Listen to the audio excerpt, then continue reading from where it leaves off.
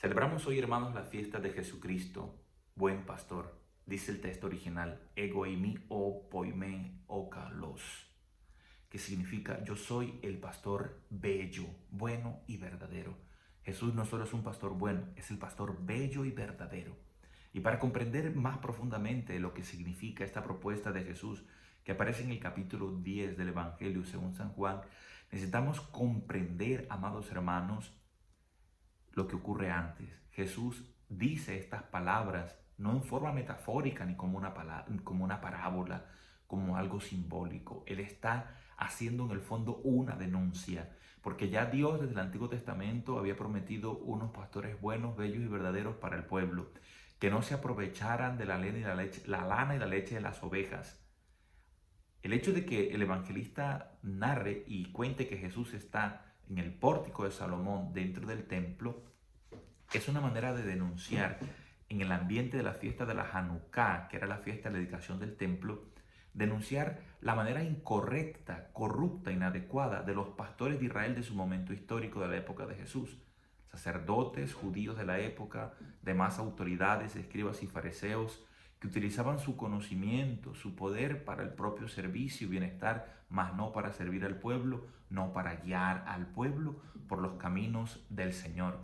Ahora entonces Jesús se está identificando a sí mismo como el templo, ese templo que antes había sido profanado y que en la época de los macabeos lucharon para recuperar y santificarlo después de caer en manos de los paganos que habían construido una estatua en honor a Zeus, a la divinidad de las divinidades de la mitología griega. Los judíos lucharon y defendieron su fe, su identidad. Por eso el templo para un judío representa su identidad como pueblo, como nación.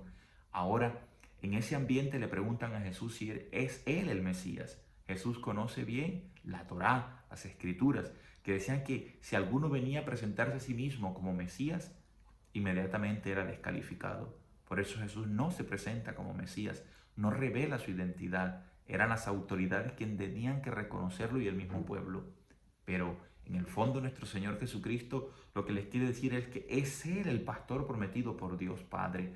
Él es el templo mismo, el punto de encuentro nuevo entre Dios y los hombres. Jesús no está pidiendo ya una adhesión a palabras y mandamientos. No está diciendo tanto que sigan cultos, ritos y demás, sino que lo sigan a Él, su propuesta de amor, de compasión y misericordia, que le dará sentido a cada uno de los cultos y ritos que se realizarán después en el templo, en las familias o en las casas. Por ello, vamos a detenernos en dos momentos especiales que aparecen en este capítulo 10 del Evangelio según San Juan. Lo primero tiene que ver con la propuesta de Jesús de una relación de pastor a ovejas.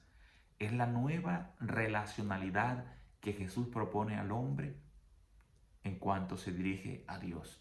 En Jesús aprendemos una nueva relación del hombre con Dios y de Dios con el hombre. Y para ello Jesús usa la imagen del pastor. Yo soy ese buen pastor. Tomar las palabras yo soy, usar ese verbo, hace que inevitablemente recordemos cuando Dios se reveló a Moisés y le dio a conocer su identidad. Yo soy, causativo, es decir, yo soy el que causa todo, el que le da la existencia a todo lo que es y a todo lo que existe. Pero además de eso, ese yo soy de Dios es un Dios que entra en relación, un Dios que se preocupa por su pueblo que sufre esclavo en Egipto. Es el Dios único, es el Dios creador, es el Dios liberador, es el Dios que ama como un padre a sus hijos, es un Dios que ama como un esposo a su esposa. Ese es el Dios que Jesús está revelando en sus palabras yo soy. Entonces, lo primero que vamos a descubrir aquí, a partir de tres verbos, es lo siguiente. Dice Jesús, yo soy ese buen pastor. Y dice, las ovejas escuchan la voz de ese pastor. Entonces, lo primero es, escuchar es un verbo importante para el pueblo judío porque hace parte de los mandamientos. El primero de ellos, Shema Israel, escucha Israel. Con ello Jesús está haciendo una referencia a toda la fe del pueblo de Israel que va a caracterizar su relación con Dios. El pueblo judío no necesita ver imágenes de Dios para poder creer en Él. Le basta escuchar y confiar en ese Dios que se da a conocer y que se ha revelado a lo largo de la historia. Las ovejas, aunque no vean al pastor, le basta escuchar su voz. También nosotros, aunque no veamos físicamente a Dios, aunque no se nos manifieste, si creemos y escuchamos su palabra y confiamos en su voz, sabemos que Dios está allí y que no nos defrauda, que no nos engaña, que no nos está mintiendo. Entonces, lo primero que constituye una nueva relación de fe entre Dios y el hombre es la capacidad de escucha de la voz de ese pastor. Nosotros como ovejas escuchamos la voz de Cristo, porque en la voz del Cristo se revela la voz del Padre Dios.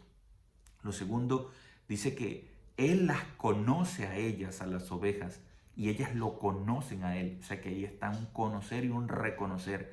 Pero el conocimiento en la Biblia no es solo un conocimiento teórico e intelectual, es un conocimiento emotivo, afectivo, un conocimiento que implica una intimidad. La Biblia habla del conocimiento incluso en el campo de la intimidad sexual. Cuando un esposo conoce a su esposa, la conoce de los pies a la cabeza. O sea, conocer en la Biblia es entablar una relación afectiva y amorosa de intimidad. Así es ese conocer de las ovejas al pastor, un conocimiento que implica el amor, que se entrega generosamente, que no escatima ningún esfuerzo, que no esconde nada. Él las conoce, las ama como un esposo a su esposa, como un padre a sus hijos, y ellas también lo conocen, es decir, lo aman. Y en consecuencia, lo siguen. Entonces está el tercer verbo. Primero, escuchar. Segundo, conocer. Y tercero, seguir. Él habla y ellas lo escuchan. Él las conoce y ellas lo conocen. Y ellas, las ovejas, siguen la voz de ese pastor. ¿A dónde? A donde él las quiera llevar. Es el conocimiento que se entrega sin límites. Es un conocimiento que se da en la totalidad. Así es el conocimiento de la fe. Esto es lo primero que quería yo desarrollar. En Cristo nosotros, hermanos, encontramos una nueva manera de relacionarnos con Dios, teniendo en cuenta esas tres acciones expresadas en los tres verbos, el escuchar, el conocer y el seguir. Y segundo, vamos a ver entonces los frutos de esa nueva relación, o sea, relacionarse con Dios desde la lógica del amor y no del miedo. El pastor que ama a las ovejas que aman a ese pastor, que escuchan su voz, que lo conocen y lo siguen, va a dejar unos frutos, unas consecuencias en esa nueva manera de darle culto a Dios. Recordemos que Jesús está diciendo esto dentro del templo, porque está replanteando la religiosidad de Israel y del mundo entero con esta nueva propuesta de fe, es decir, de relación con Dios. Porque la palabra religión viene de latín religare. Cristo nos expresa, nos revela la auténtica y verdadera religión, es decir, la verdadera manera de religar, de unir al hombre con Dios y a Dios con el hombre. ¿Cuáles son las consecuencias? Primero, dice Jesús, Él les da vida eterna. Cristo ha venido al mundo para darnos una vida que no se acabe. Utiliza la expresión griega no bios, que es la vida biológica, sino zoe. Zoe significa vida de calidad, vida óptima. Seguir a Cristo es garantía de que tendremos una vida plena, de sentido, una vida feliz, que aunque hayan dificultades, sufrimientos, inconvenientes, sabemos por qué vivimos y para qué vivimos. Y al creer en esa propuesta de Jesús, creemos entonces que tendremos un día una vida que no se terminará, una vida que será para siempre. Y no de cualquier manera, sino una vida para siempre, feliz, gloriosa, dichosa, plena. Esa es la vida que nos trae Jesús, el buen pastor, el pastor kalos, el pastor bello, bueno y verdadero, que no se aprovecha de sus ovejas, que no se sirve de ellas, sino que sirve a ellas. El pastor que está dispuesto incluso a dar la vida. ¿Qué hace Cristo?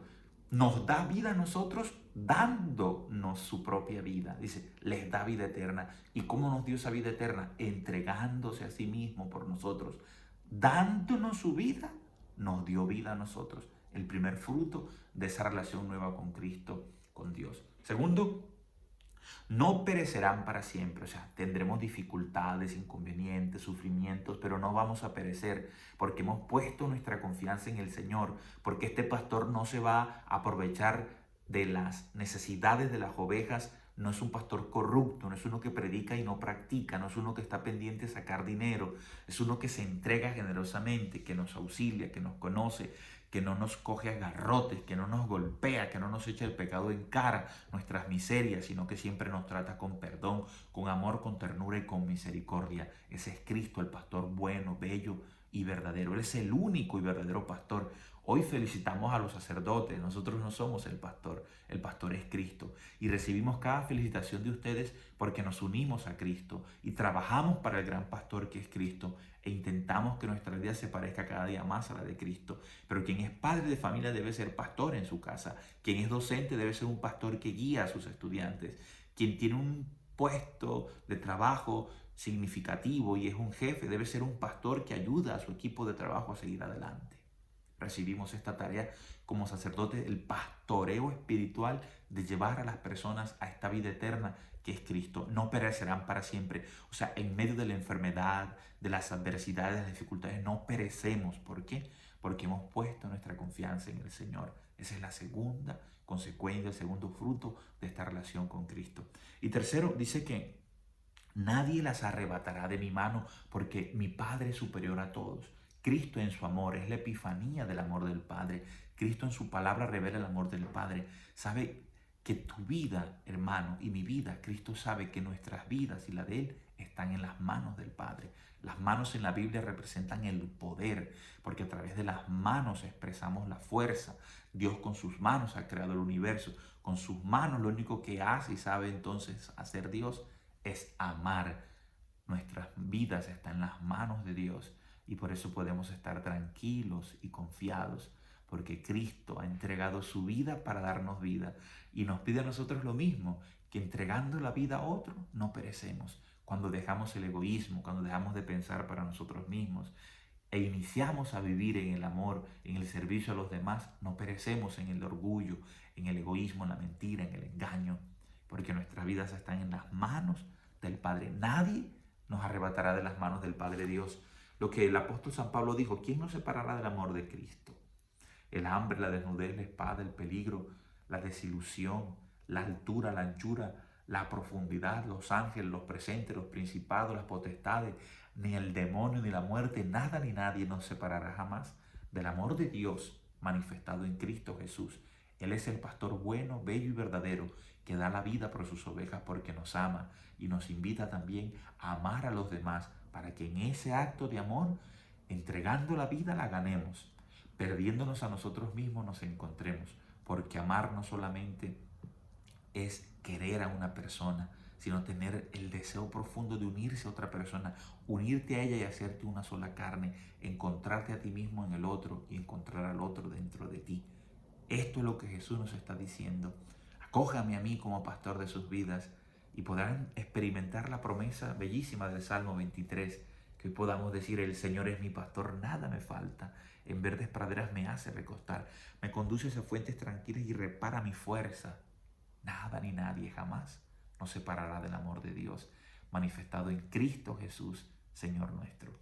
Aprovecho también para desearle un feliz día a esas mujeres guerreras y valientes que son como pastoras de un rebaño que Dios les ha regalado. Ellas, hermosas doncellas, madres bellas, feliz día para ustedes también. Que Dios les bendiga y que les guarde siempre. Chao a tutti, arrivederci. Juanca Mendoza, en Cristo el pastor de nuestra vida. La vida es mucho más sabrosa. Chao, chao.